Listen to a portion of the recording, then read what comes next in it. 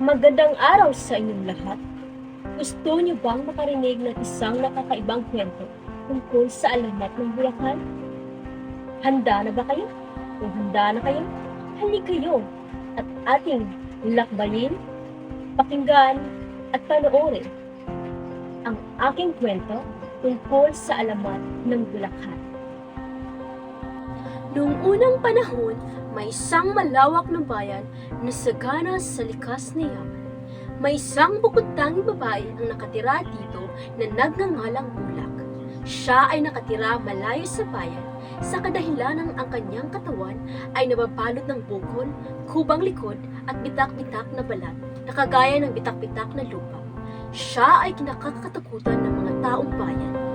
Isang araw, dumating ang isang mapansumpang sakit na bumabalot sa kanilang bayan. Usap-usapan na si Bulak ang dahilan kung ba't nagkaroon ng ganoong sakit. Isang araw, ang kanilang punong bayan ay nagpatawag ng pulong upang pag-usapan ang sakit na iyon.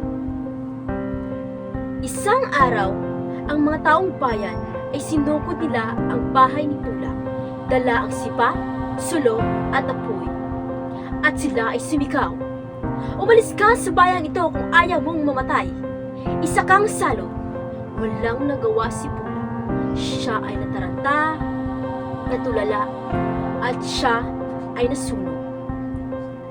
Isang araw, dumating ang isang manggagamot na mula sa Maynila.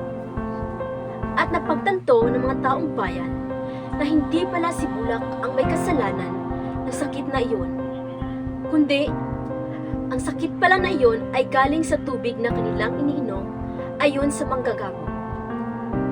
Mula noon, nanghingi sila ng tawad kay Bulak. Upang humingi ng tawad, gumawa sila ng paraan upang maalala nila si Bulak. Kaya kinuha nila ang pangalan ni Bulak at tinagdagan ito ng An na ang ibig sabihin ay bayan.